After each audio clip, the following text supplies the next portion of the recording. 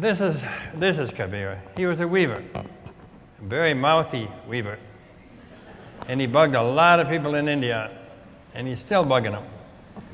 And they love him all over India. They recite him, sing him. Friend, hope for the guest while you're alive. Jump into experience while you're alive. Think and think while you're alive. What you call salvation belongs to the time before death. If you don't break your ropes while you're alive, do you think that ghosts will do it after? That's a good question. The idea that the soul will join with the ecstatic just because the body's rotten, that is all fantasy. Someone should tell that to the Pope. The idea that the soul will join with the ecstatic just because the body is rotten, that is all fantasy. What is found now is found then. And if you find nothing now, you will simply end up with an apartment in the city of death. I was going with a young poet through Chicago, and he recited differently. He said, if you make love with the divine now, no, he said, if you find nothing now, you'll simply end up with a suite in the Ramada Inn of death. If you make love with the divine now, if you make love with the divine now, in the next life, you will have the face of satisfied desire.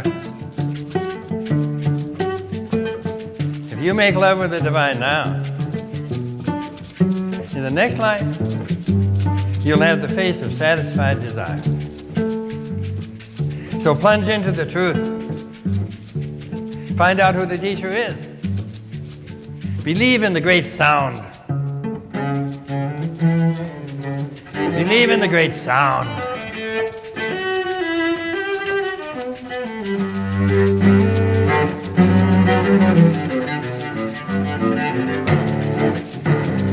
Kabir says this: when the guest is being searched for, it's the intensity of the longing for the guest that does all the work. When the guest is being searched for, it's the intensity of the longing for the guest that does all the work. Then he says, look at me, and you will see a slave of that intensity.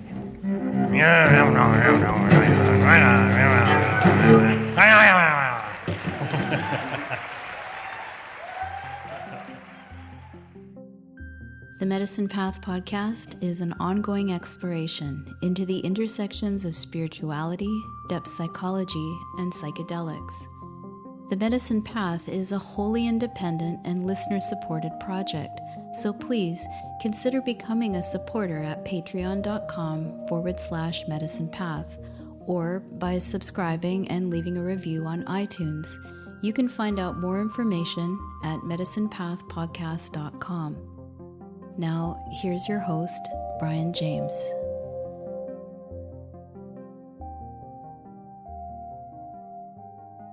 Welcome to the Medicine Path podcast. I'm your host, Brian James.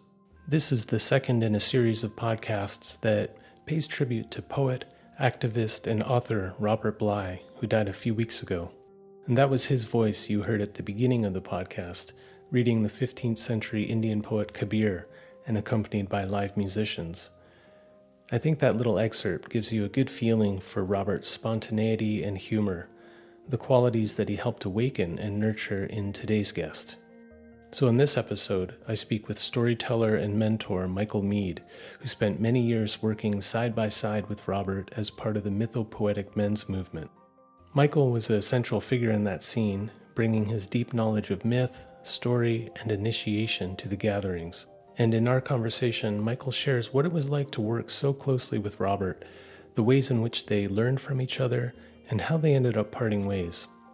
I'm so grateful to Michael for sharing these personal stories and reflections because they offer some great insights for anyone involved in any kind of mentorship, leadership, or men's work. So please, pull a chair up to the fire, lean in, and listen as Michael Meade pays tribute to his old friend, mentor, and colleague, Robert Bly, on the Medicine Path.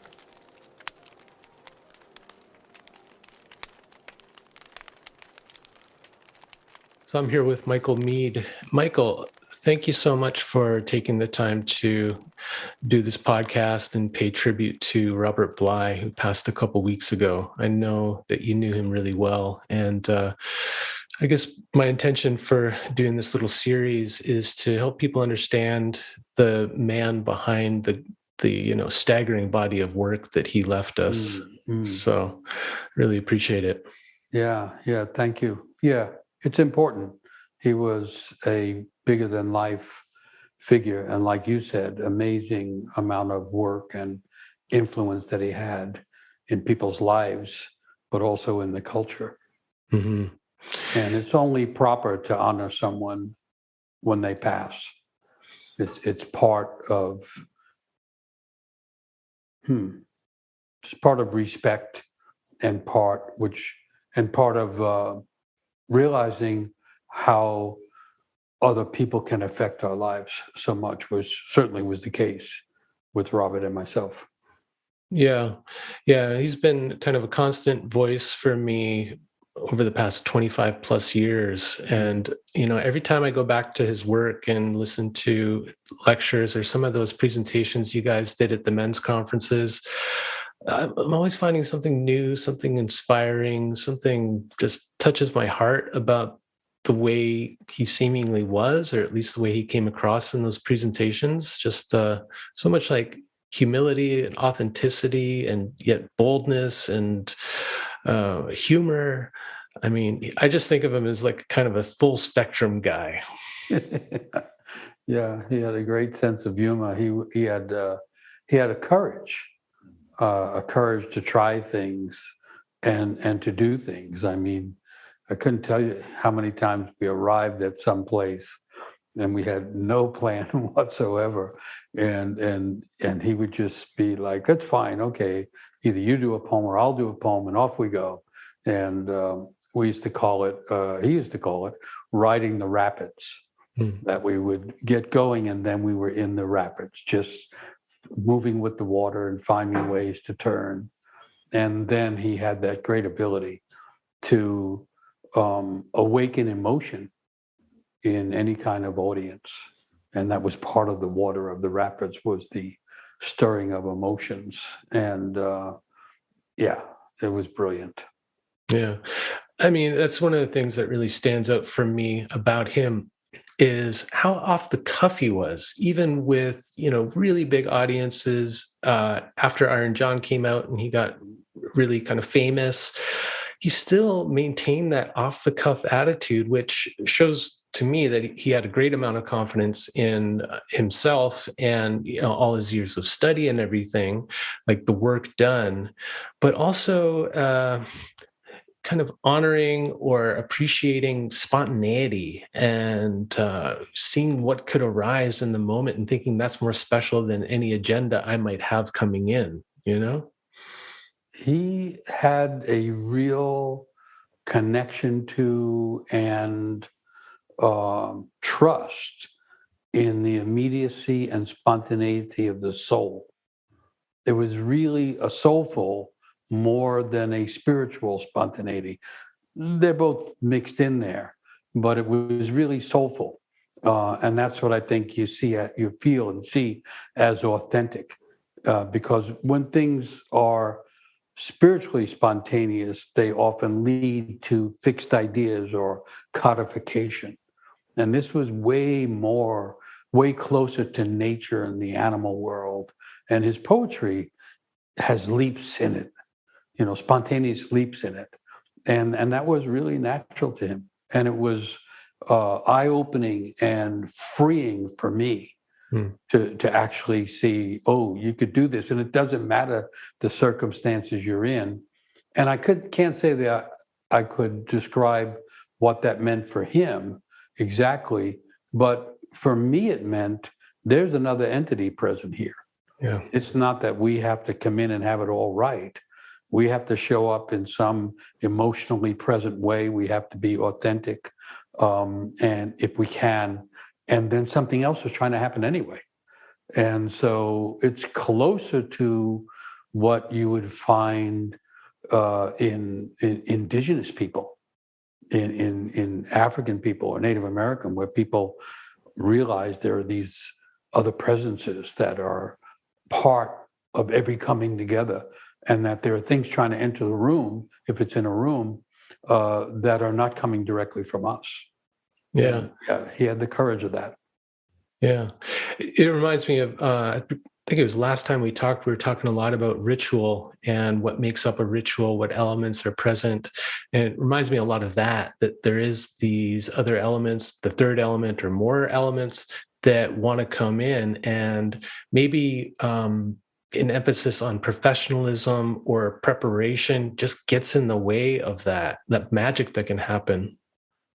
Well, yeah, and also the emotions. Robert was very his sense of the soul was the emotional soul, and so he seemed to assume that within 15 minutes we're going to be in the emotional waters of some kind. It might be not the waters, but the fires of conflict. We're going to be in something, and we're going to know that we're present, and we're going to remember it afterwards, because the emotions are going to flow, and people are going to feel more embodied and more present on the occasion.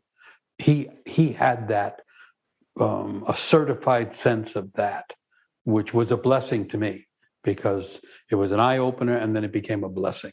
That you can count on that, and that there is a requirement from the point of view of poetics and even mythopoetics.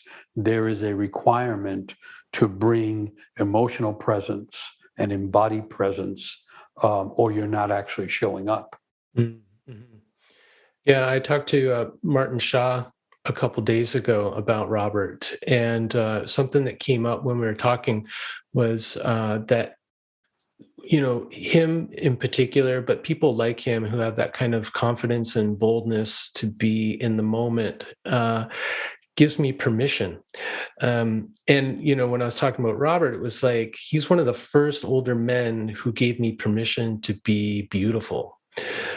But also all these other things too, to be like a rascal, to be lamenting. I mean, he could cry out in the middle of telling a story or a poem like nobody I'd ever heard. It just, the emotion would just reverberate through me, Yeah, what do you think about that? Like did you feel like he gave you permission to be something? No, it's a really good thought. Yes, absolutely. He even gave me permission to be myself.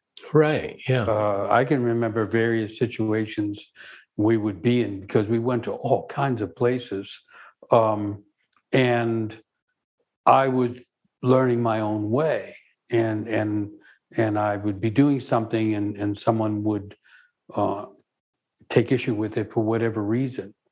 And Robert would just say really loudly, "No, that's Michael, and that's what he does," or and he was like clearing a path for me in a certain way, and I heard that as not simply as protection, but really as permission, but also a little bit as instruction. Be yourself, who you are. And I want to echo what you said. He had not just an interest in, but an alliance with the trickster. And so he loved the trickster stuff. And of course, I have to just tell the truth about that. The trickster stuff always has a shadow quality to it. So we would get into trouble also. And that mostly was fine with him. It was like, that's part of the adventure. So it was great. It was great. And nothing wrong with a little trouble now and again. No. And I used to see Robert as almost like a Viking. He had that Norwegian Viking energy. And it was as if, to me, it was as if we would come upon, the front piece of a forest. And I'd be trying to figure out, well, where's the path? Where do we go in? And he would say, "Let's go." And he would just make a trail into the forest. And that's what it felt like. And then all of a sudden we'd be in the forest. And now we figure out what we do once we're in there. And so I'd never seen anyone do that before. I'd never seen anyone go that far. And I also began to realize that each moment could be the moment that cracks open and breaks open. I think that's what you were mentioning when you hear cry out in a story. And so the sense was that this moment or the next moment could be the moment where everything cracks open. And so that was an interesting practice because I want to underscore what you said.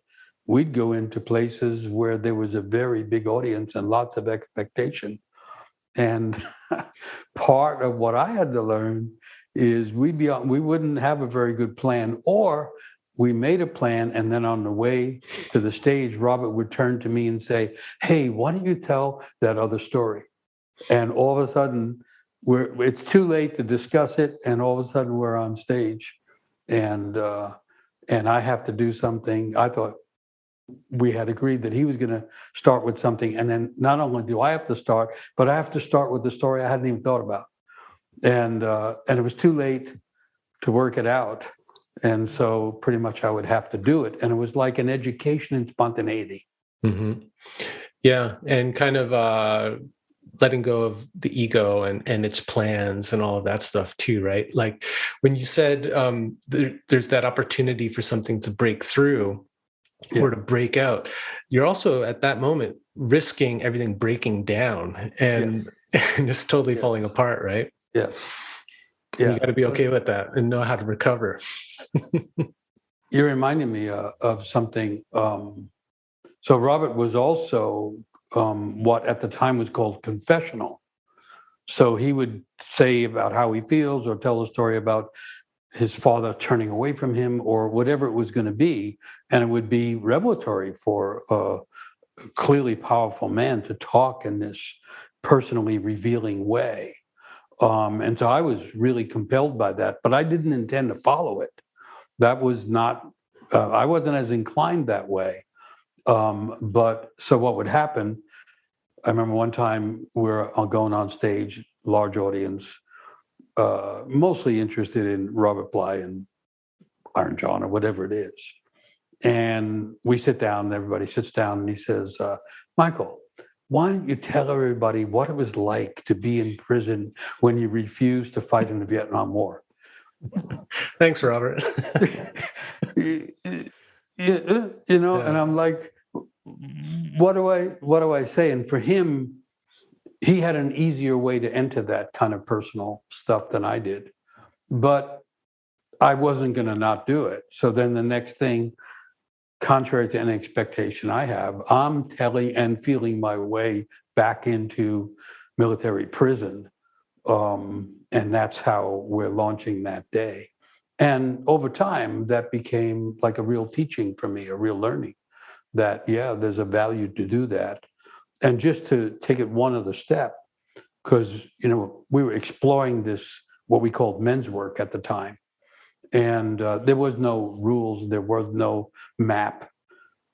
But the one thing that became evident for us, and Robert was leading the way, was we had to be genuine, or it's like every other thing in the culture. And so those retreats, especially those long early retreats, depended on being honest and coming from a deep personal space. And the idea was, if we're expecting those who show up to become open and vulnerable and honest, we have to model that right at the beginning. And so that was an amazing thing to learn. Yeah. You had to show that you had skin in the game too. And again, coming back to permission. So if you guys on the stage are opening up and sharing honestly and with vulnerability, it's going to inspire that in the other guys that it's okay. Because at that time, there wasn't a whole lot of modeling of that in the men's world, right? Exactly. That was really unusual. And then a second component came in, which was interesting too. I remember the first retreat we actually did. Robert had done one smaller group retreat, and then he invited me. He was going to do another one. He said, "Would you come and do it?" There was no description of what it was. I had no idea what I was getting into.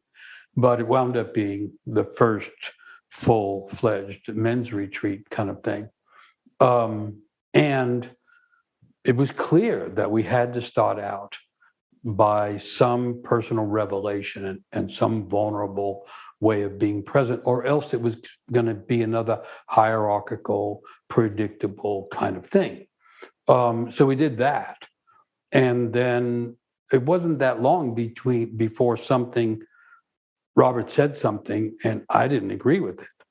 And so I'm sitting next to him, and it's just the two of us and a whole room full of people. And I'm new at this, and he's older than I am and way more experienced and all. But it's bothering me that this thing that's being said, I don't feel is the best thing to say if we're going to be learning how to work together. And so finally, I can't help it. And I say, I just want to say, I don't agree with that. And here's why. And then Robert was fierce, it's not as if he would go, oh, okay, you're right. No, he goes, well, here's why I'm saying it. And I'd say, yeah, but here's why I'm saying. And the next thing, we're having an argument in front of everybody. and I inside, I can't tell if this is the right thing or wrong thing to do. But what it turned out to be, and it became very evident, it was also unusual to see two men argue without it becoming a fight or a separation. Yeah.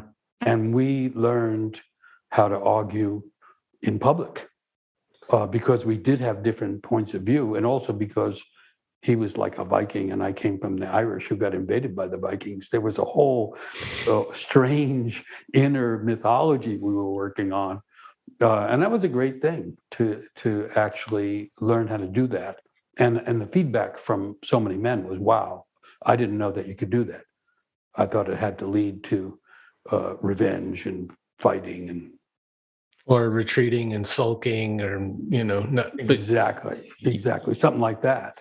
Yeah. And so we would get into it and then resolve it or drop it and go on. And I remember there were psychologists and therapists and psychiatrists that would come to the events, and they would say, God, that's a great modeling thing to see that that's possible, that's part of it. And the reason that it could work was what we were aiming at was bigger than that there was always this sense of something beyond us is trying to show up.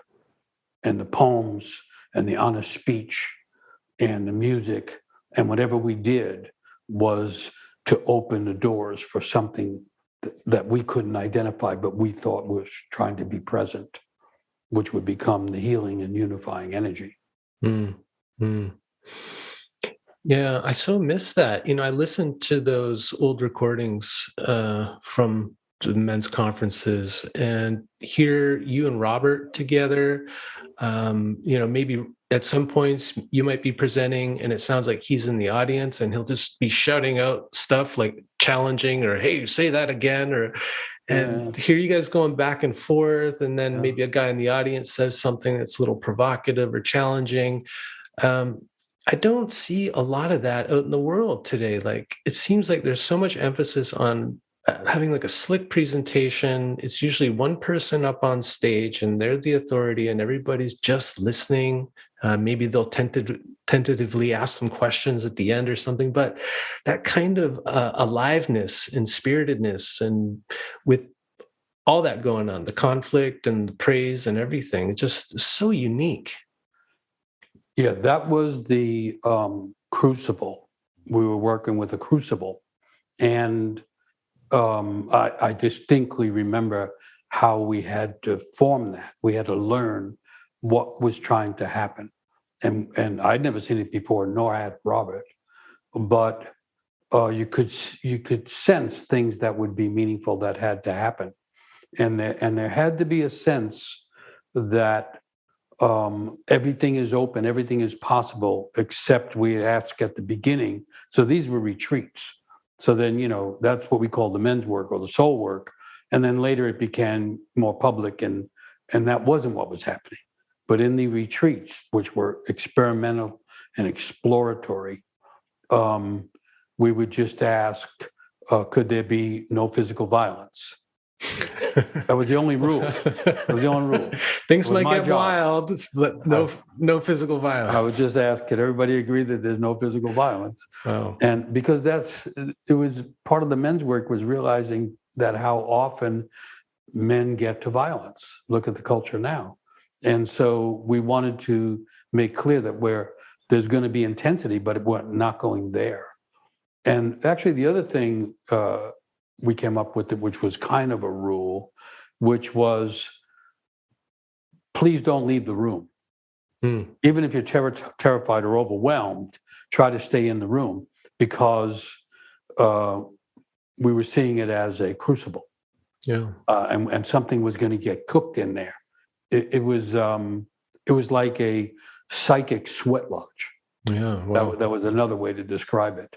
And so all the pain had to be in there, and all the confusion had to be in there. And then we're using primarily poetry, music, and some ritual to get to solutions that are deeper than anybody expected. And so that capacity to not have a plan, which at times had a downside to it, also had the quality of real spontaneous occurrences and really dramatic presence. Everyone was more present than you could be in most places. Yeah. And that was, Robert's initiated that. Kind of amazing. I mean, you hear about, the time before that, 60s and 70s. It sounded like he spent a lot of time on his own in his cabin, writing poetry, reading Jung and Marie-Louise von Franz, but very solitary kind of existence. And then all of a sudden, it seems, from this perspective later, boom, here's this guy commanding the stage and working with other people like a seasoned psychotherapist or something. Well, I think that's part of him, and the other part of him had been there all along also. I mean, I didn't know him during the more quiet years, but remember, he was co-founder of Poets Against the War during the Vietnam era. And so he was in protests and creating events for poets to express, opposition to the war. And he had a really strong extroverted side that I'm sure was there during those more quiet periods as well. I never saw him where he lost that extroverted energy. Another quality that he had that was like a blessing too was inviting people. He would invite people. It's an unusual thing to do it that broadly and that generously. I mean, that's how I got involved. He invited me, right after we met, almost immediately invited me to come and do something. And then over time, I just watched him keep inviting all kinds of people in. And that was part of his extroverted side, was that we're going to involve and engage people. I'd never seen, and I still have never seen anybody be as bold about that either. Well, it's so generous, right? Yeah. Because these days you get teachers of a certain level, they're kind of on the world stage at this point. Maybe they do a dialogue with a colleague or something like that on stage. But to see him bring up younger people who maybe filled some kind of niche that he couldn't fill, like you with your storytelling, and Malidoma Somé with his ritual, and Martin Prachtel, this same kind of thing. Like, he would find people who could fill a niche for what he was trying to do, and he had no problem with bringing them up, giving them a platform, and saying, "Okay, you're on stage, run with it, do your thing." So generous. Yeah, I agree. It was a wild generosity. I mean, he started people's careers, and people Oh, yeah. Yeah, and just to say, it was wild and generous, and it often didn't work. And that was part of it too, which was back to the trickster thing. That would be then suddenly we become more of a trickster occasion. Oh, we thought the guy was a great singer, it turned out not to be, and that was fine. That was fine. There was almost theatrical quality to it that was natural. to Robert. It was interesting because you can think of him as that introverted poet, but then there was this more theatrical, extroverted, and I agree. I think generous is a good word for that. Yeah, he was generous with that invitational and blessing energy.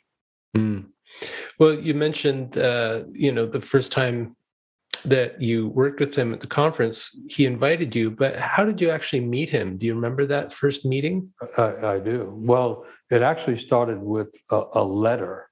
If you could imagine a handwritten letter, it's hard to imagine nowadays.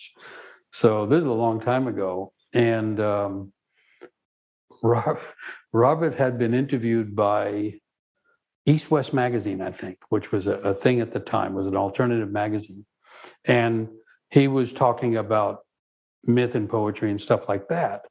And he mentioned in the interview that a scene from an Irish myth that he found so compelling. I remember it's about Emer, the woman with the breast full of milk kind of thing, and which he had great interest in, which could be the Minnesota farm kid, I don't know. But anyway, and that she pronounces a riddle that she's not going to marry anyone unless they can solve the riddle. And then he said, so it's this great thing, as if, and he's interpreting it, which was what was interesting to me about the interview, because I'm interested in myth and he's interpreting the myth. And he's saying, and that's like nowadays, it's a riddle when a man and a woman get together. And then he ends it by saying, of course, in the Irish story, they never give the answer to the riddle. And that's kind of confusing. But anyway, and so I thought, I should write him a letter, because he doesn't know how the Irish stories work. They're in cycles. And so the answer to the riddle in one story is in another story. Oh. And you have to know the cycle to get the full education that's being provided. And so I thought, well, I'll write him a letter. And actually, and someone I knew actually knew his address. And so I write him this handwritten letter. And I say, and by the way, I work with an Irish band, a good Irish band, and I weave in the most ancient poetry of Ireland and some stories with this Irish band, in case, you're ever interested in that kind of thing. I just send it off. And within like 7 days, I get a letter back, handwritten, Robert Bly. He's saying, thanks for that, information about the riddles. He said, can you and this Irish band come to a conference? So we wind up going to this sight unseen, unheard. Well, give this guy a chance, whatever. Well, I'm living in Seattle, and they're doing a conference in the Northwest. And so within a very short period of time, I have to convince the band to go. What do you mean conference? What's it about? Poetry and what is it? New age stuff? So anyway, and then it turns out you have to take a little boat out to this island where the conference is, and the boat is moved by a rope.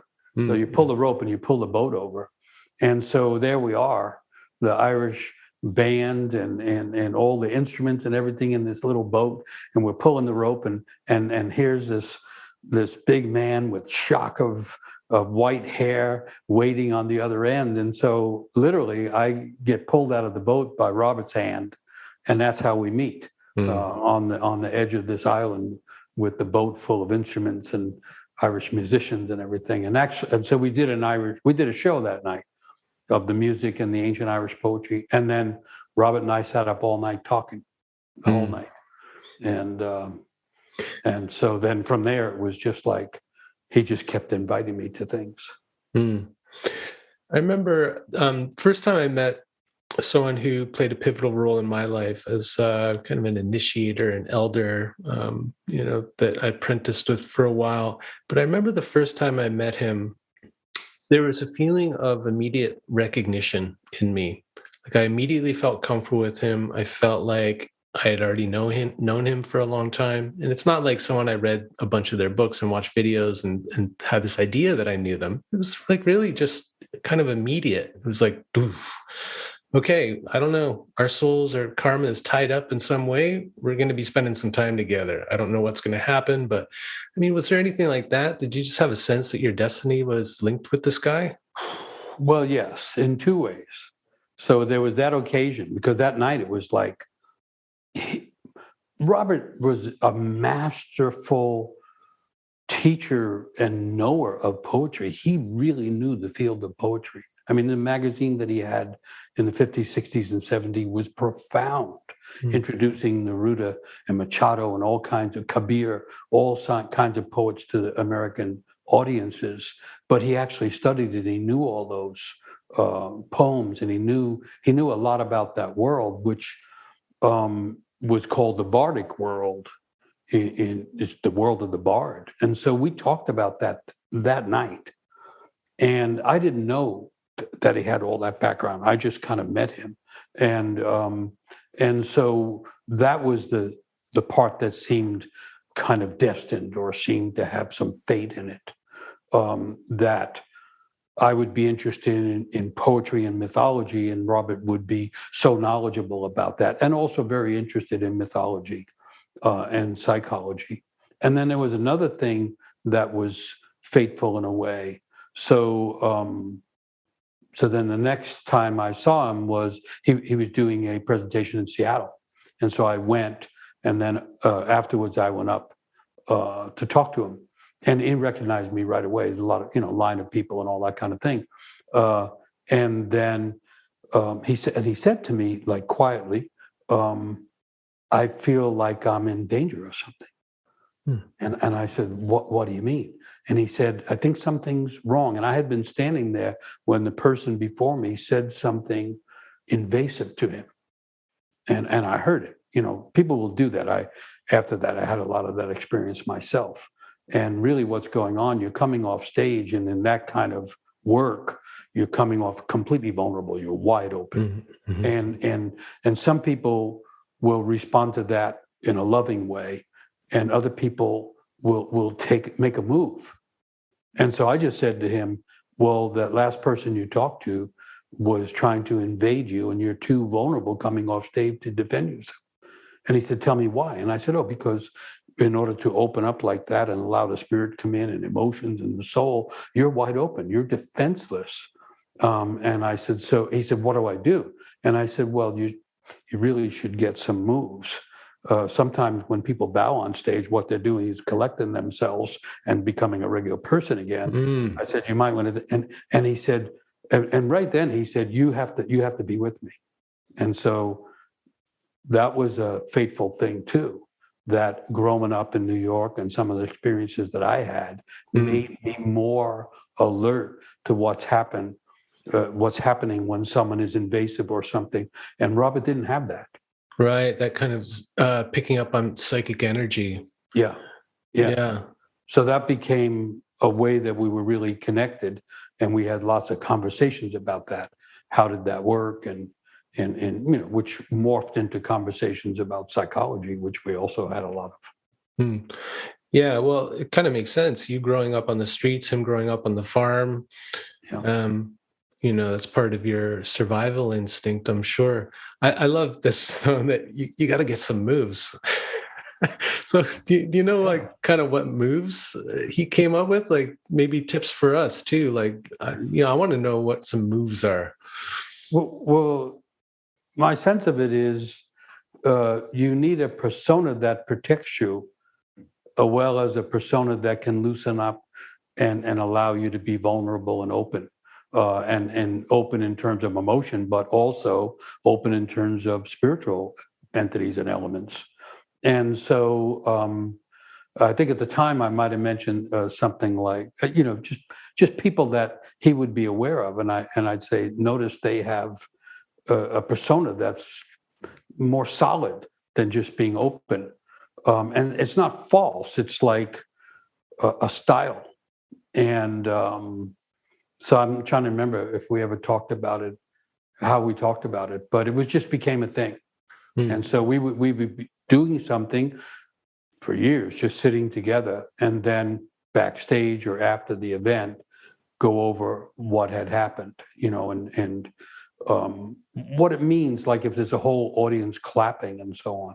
The thing about bowing, I figured that out, that one of the reasons to bow, so you have, if you have a large audience and they're activated, the energy they're sending is genuine energy. It can wipe you out. Think of all the rock and roll bands that go and destroy a hotel room. It's because of all this energy that's beyond comprehension and beyond containment. And so, so one of the tricks is like as if you were going into the water and a big wave is coming. You don't stand there and get hit by it. You go down and let it go over you. And so that was my metaphor. Is sometimes you're bowing just to let everything go by. Yeah, you got to duck that wave of energy. You're not psychically destroyed afterwards. Yeah, or filled up with all that archetypal energy that turns into a complete maniac, right? Yeah. Destroying the motel room or whatever. Yeah. And as you were alluding to, this was on the way to things becoming bigger. And this whole wave that became part of it, a big part of it became the men's work and for some people, the men's movement. And that was like a big wave that we were riding or being overwhelmed by or trying to duck or for years. Yeah. So he met you because he needed to pick up some things from you in terms of how to handle this wave and how to handle people out in the public, how to handle yourself around strangers, how to protect yourself. And then you met him because, well, you needed a place to shine. I mean, and here he was, right? Well, there was that, but I already mentioned, I needed to see someone be very bold about saying, here we go. First of all, we don't know what's going to happen, but we're trusting something unseen. Second of all, if that's the forest, don't mess around with where the trails are. We're going in through the branches. I needed that. I needed something that said, don't hold back. Mm-hmm. Take the chance, because I think the shared thing became soul is trying to come present. That's what's trying to happen. And then you mentioned Malidoma. So I invited, over time, I started inviting Malidoma and other African people that I knew, but also people from other cultures. And Robert was bringing in people from the ecstatic world, through the Rumi, the Sufis, Coleman Barks, and a whole bunch of other people. And so the cast was getting wild and diverse. And so we had different roles there also, because I've been studying the myths of all different cultures and all. So I had a sense of how some of the stories work and what stories might hold all of us. And there was, but I was definitely there to learn that boldness and that willingness to trust the unseen.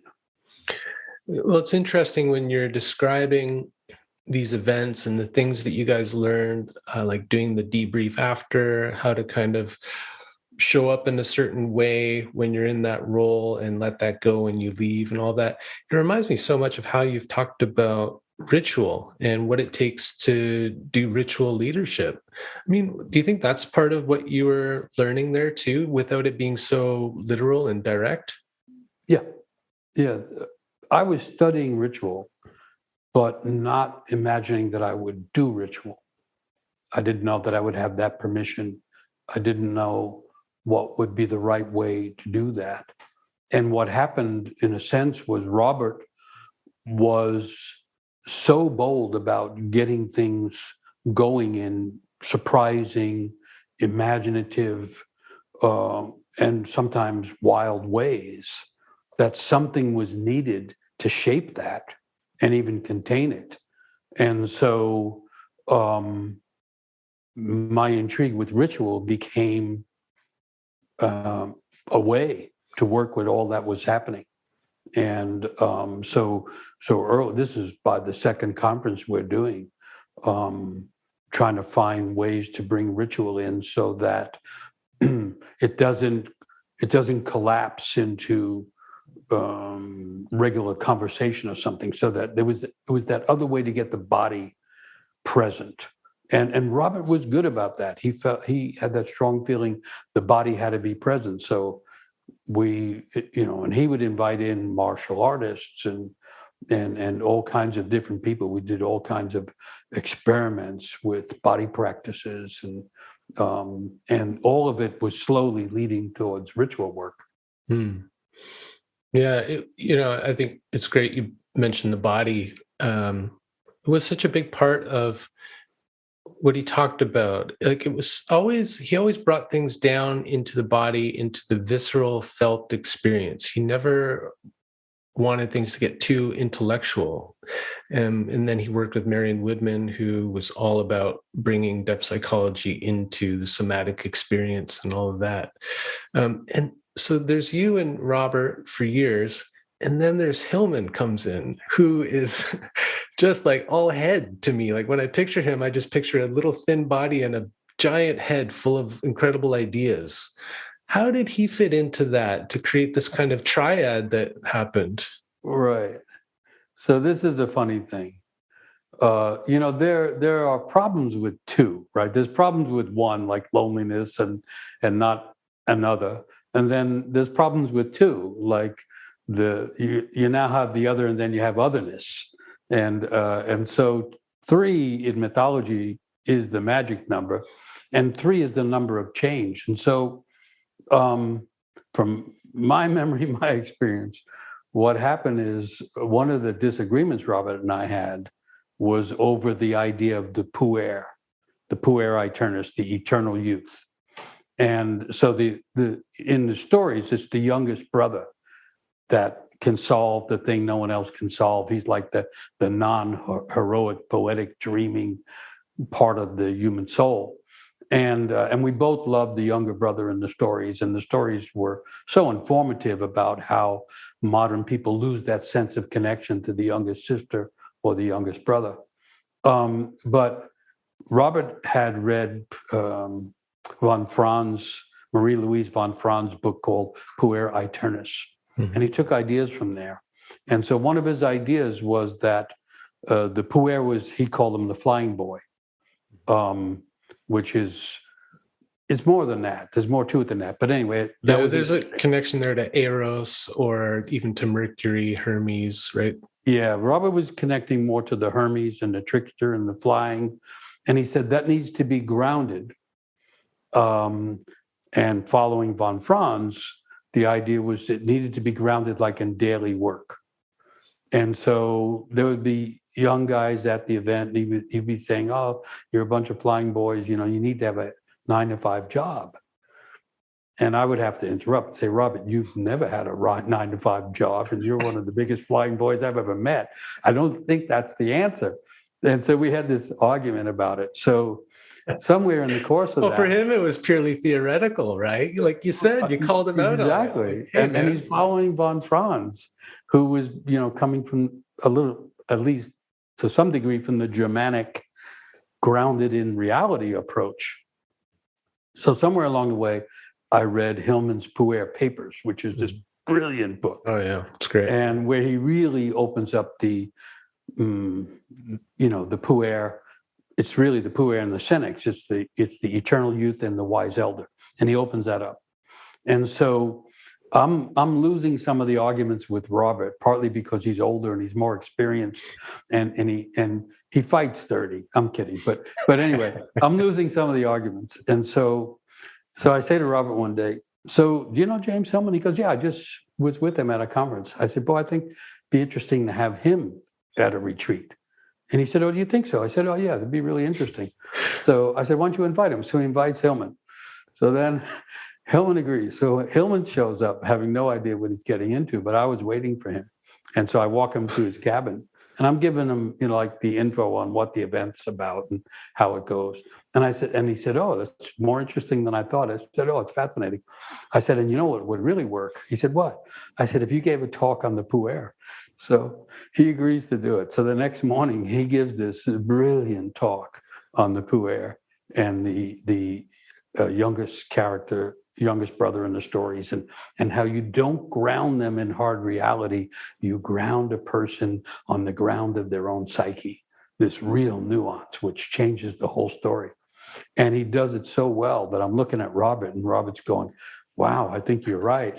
So I'm going, oh God, all right. So then that became the trio that became because it worked.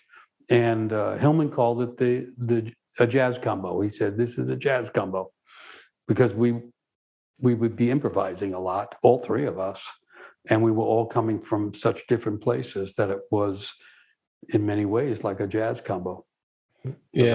that was a great thing. And Robert really respected Jim's brilliance, his mental brilliance. And Jim turned out to be knowledgeable about poetry. So poetry became the thing. And Robert was really generous about that also, because we would start out an event. Robert would do a poem, Jim would do a poem, I would do a poem, and we go around again. And that was, Robert was fine with that.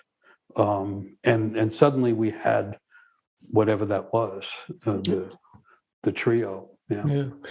Well, it's really fun to hear too, especially if you've listened to like a lot of Hillman pre-men's conference, and then you hear him. It's like, okay, if it's a jazz combo, like you guys were already kind of the Rolling Stones or something, and he's the new guitar player who gets brought in, after 10 years of success or something, because he had to adapt to that whole environment with the kind of spirited back and forth and everything. And you can really hear how he's kind of adapting on the spot and loosening up, opening up, being more confessional, like you guys had learned to be. Like, to hear him do that at his age and his kind of position in life, already incredibly successful, well respected, and he's up there kind of making self-deprecating jokes about his pencil neck and it's just really incredible how it transformed him in a way. Yeah, well, he really was brilliant. He saw it right away. The second time he came to a retreat, he said to me, these 7 days are the equivalent of 5 years of therapy.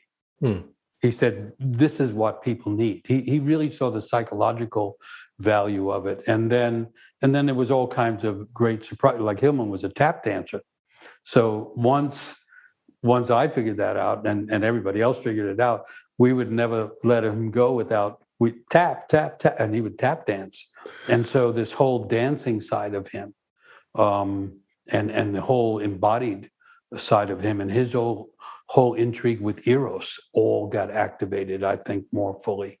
And then there was a real companionship thing that is such an important thing for men, that we actually companioned, did things together, and felt that sense of support along with some tension and conflict, all sides of that. I'm sure, yeah, like three kind of big personalities hanging out together. Yeah.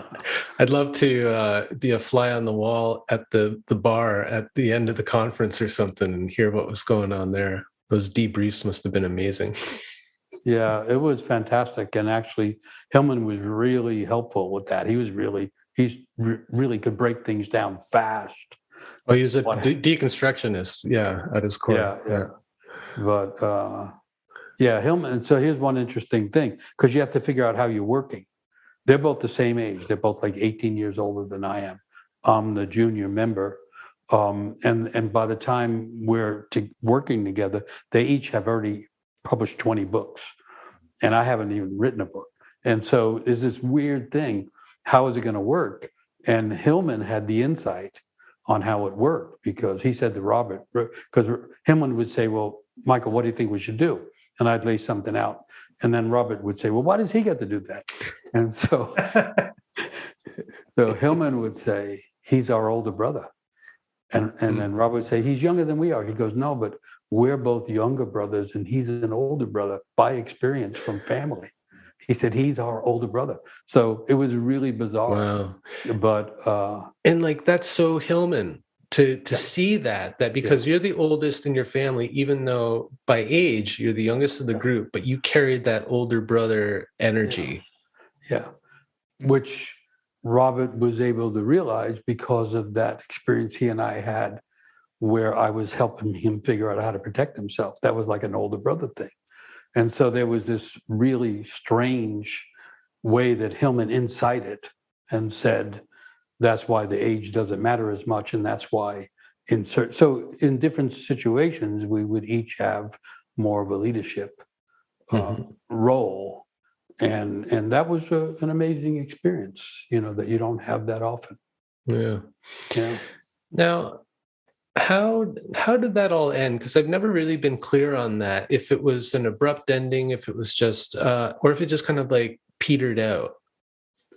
Like, I know the conference kept going, and there was new people like Manuel Riviera and like Martin Shaw kind of picked up the torch and carried things on. But was there a point where you guys got together and said, did one of you quit first, or was it a group agreement? That's a good question. So just to be honest about it and honor what it was, I decided I wanted to do something else.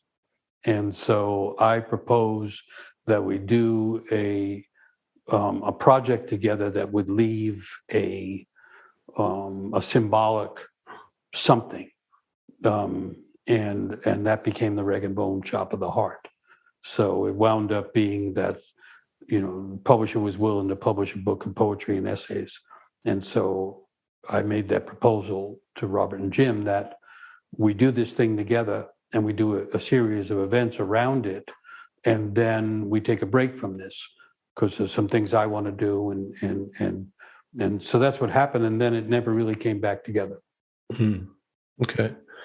And did you stay in touch with those guys after that? Yeah, they tried working together and it didn't work.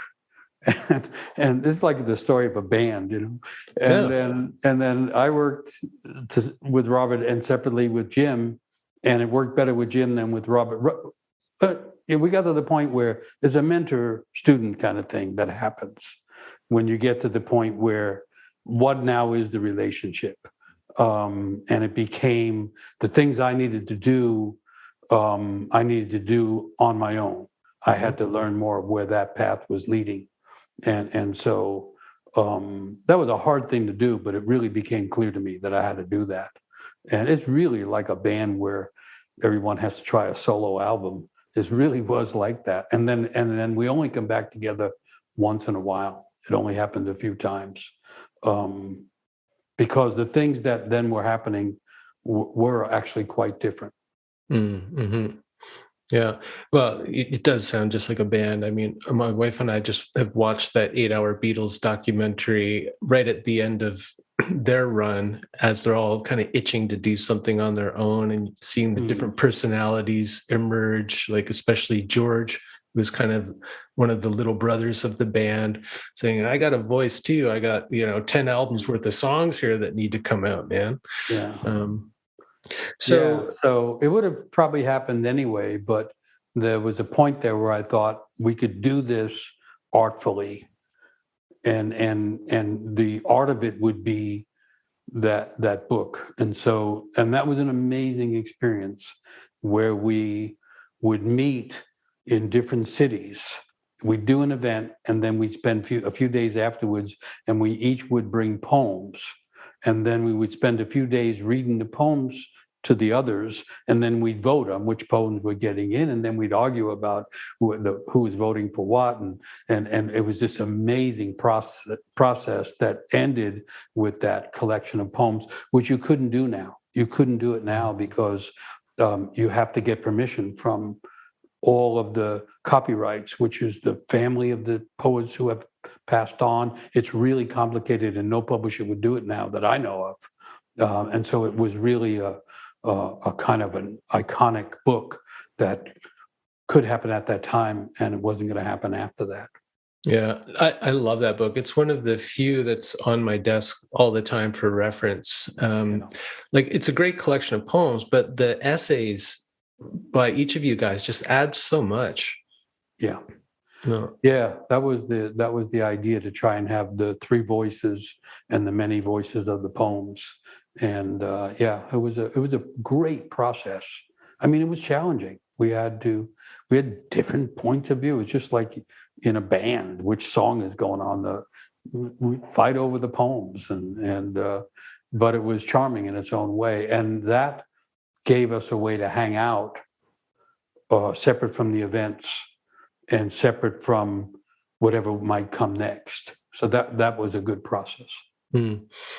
Now, there's so much of Robert out in the world, especially with YouTube now. You can find all these great old videos from him reciting a poem in his writing cabin at Moose Lake, to sitting down for these longer interviews, and it's wonderful. Now, is there anything about Robert that you don't think people picking up on his work that way would have any idea about, that you'd really like them to know about Robert?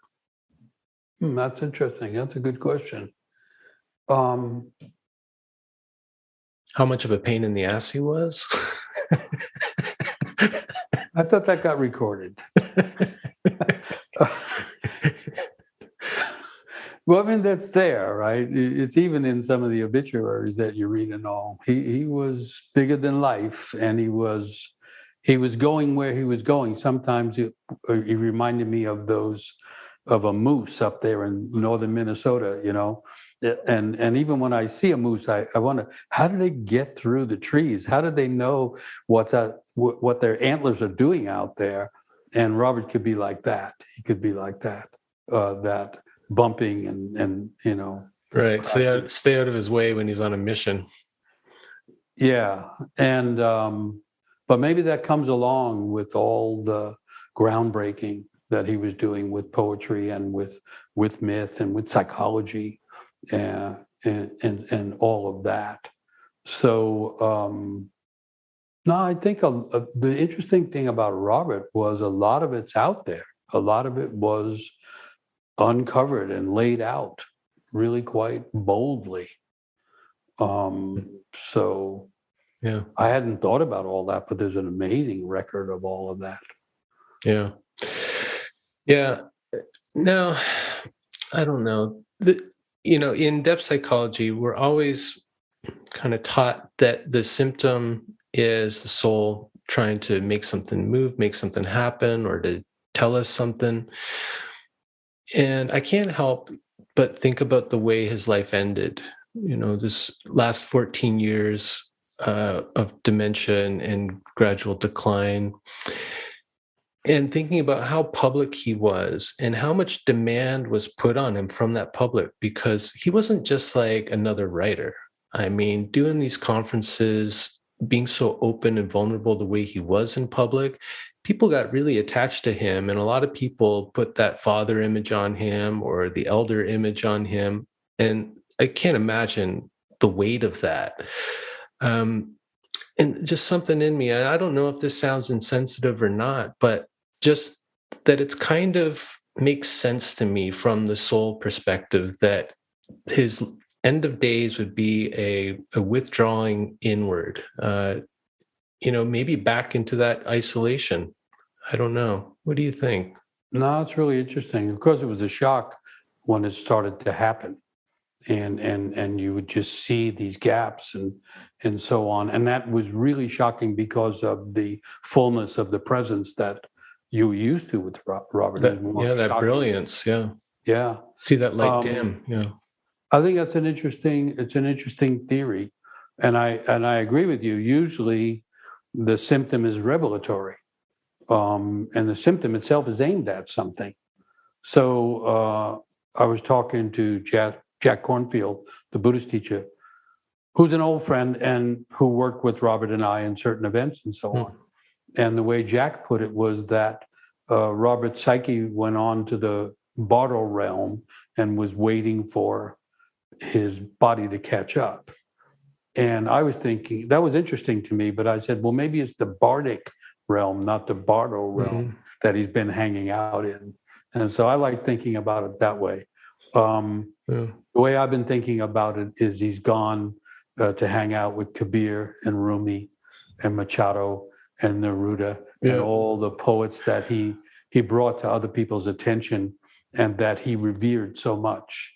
And so, I mean, I don't know, that whole thing is a mystery, but I don't know if there'll be a definitive conclusion about that. Yeah. Well, I just think, I had another really influential teacher who his life ended the same way. His brilliant mind, was going out in the world, sharing the tradition of yoga with people. And, I think a lot of people felt a lot of shame that he would have had that kind of mental decline, and that somehow it reflected on the tradition or the lineage. And so it was like really hidden. And I've never heard anyone like really just talk openly about that, the reality of that. And I get the sense, even with Robert, there's a similar kind of thing. It's like we don't want to talk about dementia in our culture. It's kind of a dirty secret, and there's something, I think, some shame around it, which I find surprising. Yeah, I agree with you that that's present that way, and it's confusing, and because it's a mysterious disappearance is occurring, and a loss that's not, the body's remaining and something else is disappearing rather than the other way around. But I think also in there is the sense of separating the teacher from the teaching, that there is a difference there, that the teacher is time bound and human, and the teaching is beyond that. And so I think that separating those two becomes a meaningful process. And I would say that's also true in mentoring, is separating the persona and the person from the process of mutual inspiration and all the things that can happen.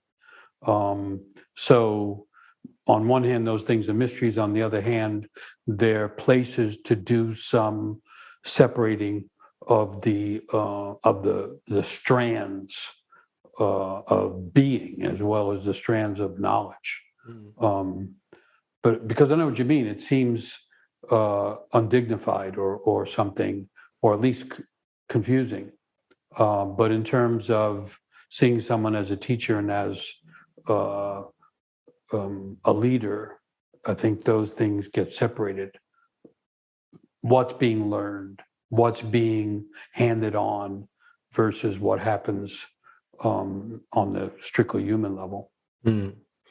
Yeah. What really, you touched on this, but, when I was thinking about this, when I heard that he had died kind of after 14 years of not hearing from him, it's, kind of uneventful. It's like, well, I hope there's less of a burden on his family, and that if he was suffering, that he's not suffering anymore and all that. But, I thought about what Patricia Berry would say about symptoms, is that they're always a defense, and they always have a telos, like they have a purpose, they're leading you somewhere, but they're also a kind of defense. And thinking about that kind of public burden that he must have carried, and maybe this is like the kind of final defense. Like, look, the last years, there's an inward journey. There's something that you out there can never understand. And I think that kind of freaks people out. Like you said, that the body is still there, but somehow the person is withdrawing or dimming. And I think it just freaks people out. So they just don't want to deal with it. Like a lot of people just don't even want to talk about death. To talk about this kind of liminal diminishment is even more uncomfortable for people in our culture. I just find it strange because, the people that he ran with and what he was talking about, you'd think we'd be well equipped to talk about this and to wonder about it. And, Yeah, the death is a big challenge still in the modern culture. It's always a big mystery. It's the only thing equal to life. It's an enormous subject. And it is an element of mystery because it involves that which is not of this world appearing in this world. So that part isn't surprising to me. But what you were saying, what I would pull out of that, which I hadn't thought of before, it's as if maybe he went on a different retreat.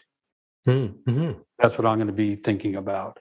That, and I had never really thought about how the life so public could create an opposite symptom.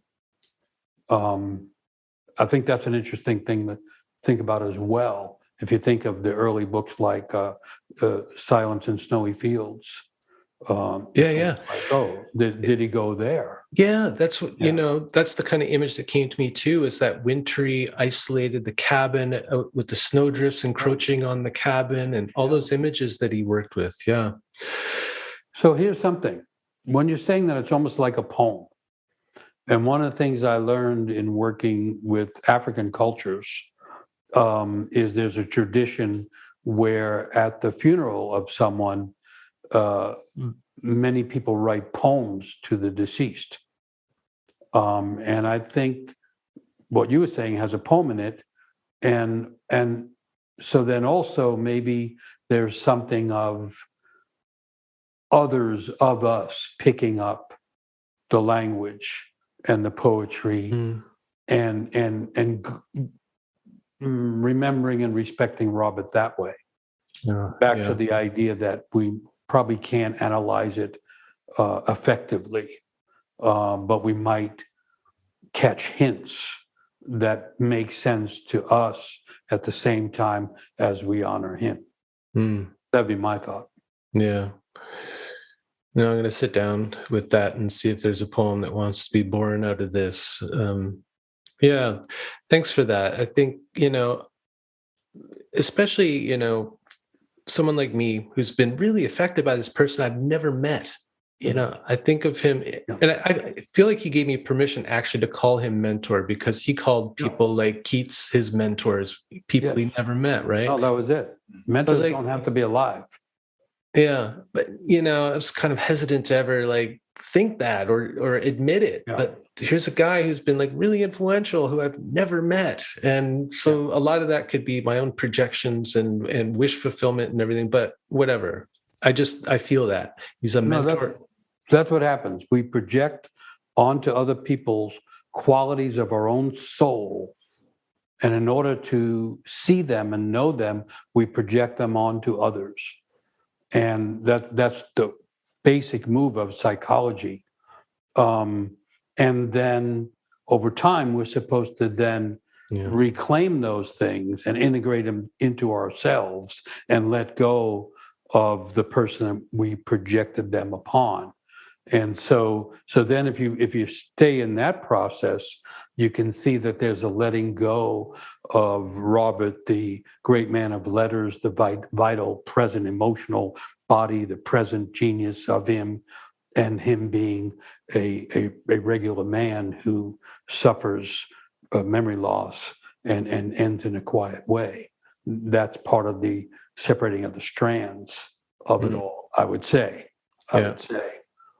No, that's great. And I think it relates to where I was going with it. But just this kind of feeling like, okay, well, what do I do? And, I have this podcast. And so I thought, well, let's talk to some people who actually knew him to get a sense of what it was like to be in his physical presence and to know what he was like behind the scenes and how he affected people personally. So add something, flesh out his legacy a little bit. But this taking the images that are coming in regards to his end and seeing if there's a poem in that. There's something in that action that feels like, as soon as you were saying it, I was like, oh, my heart was cracking. And I'm like, yeah, this feels like the right thing to attempt to do. Because I think part of what I projected onto him is his brilliance as a poet, especially these beautiful little haiku-like gems that he would come up with, that were about landscape, and they would just put me there. I'd be there next to that snowdrift or in the cornfield, right? Yeah, he could pull you there. Yeah. But this is kind of feels like a good way to continue on, is to, okay, well, maybe try writing one of those poems. That'd be great. And you're making me think, and this might be a good way to end, Robert loved Yeats. So the other thing that happened accidentally, the first men's conference, there's no plan. We're late getting started. Everybody's riled up. Things are a little out of control. And Robert says to me, why don't you start? And so I don't even know what I've gotten into, but I did have an Irish drum, a bodhrán with me. And so I grabbed the bodhrán and started to play the bodhrán. I recited a poem from Yeats. And that was not only right for the whole group, that was right for Robert, because I didn't know at that point, nor did he, that we both loved Yeats so much. And then I heard him say later on that he committed to a life of poetry because he read Yeats. And I used to have Yeats in my car. If I was driving anywhere, I would have Yeats on the passenger seat, and I memorized the poems of Yeats. And so I was using Yeats as a mentor from the page. And then it turned out that James Hillman loved Yeats. And so that's why the Rag and Bone Shop is named the Rag and Bone Shop of the Heart. That comes from the Yeats poem. And the book ends with a Yeats poem, which I don't know if I can remember entirely, but I want to say it as a way of ending here. Right. Because, and you'll hear where it ends. So this is Yeats at 50 years of age. And he says, I sat in a London shop, a book and cup upon the table top, and then something about, and as I watched the people on the street or something, for a second, it all blazed, and I was blessed and could bless. So he had this moment of awakening where the common world of the tabletop and the people on the street became transformed, and it was blessed, and he realized that he could bless. And I think that was part of the attraction to Yeats for Robert and for James and myself. And then I just want to say that Robert, the generosity of Robert, had also a capacity to bless, that he could be blessed and he could bless. And what we're calling mentoring was also him blessing people. And he certainly blessed me. And that's something that I hold as a memory when I think of Robert's presence. It's that capacity to invite and the capacity to bless. Yeah, beautiful way to end with blessing. Yeah, thanks so much, Michael. I so appreciate it. Great to be with you, Brian. Okay, write that poem. Yeah, thank you. Stay safe. I got, if you're going to put out a book of poetry, let's call it Riding with Yeats. Oh, yeah. Riding with Yeats is a good one. All right. Thanks a lot. All right, let's keep riding with Yeats and with Robert, who is now riding with Yeats. Yeah, I hope so. All right. Take care.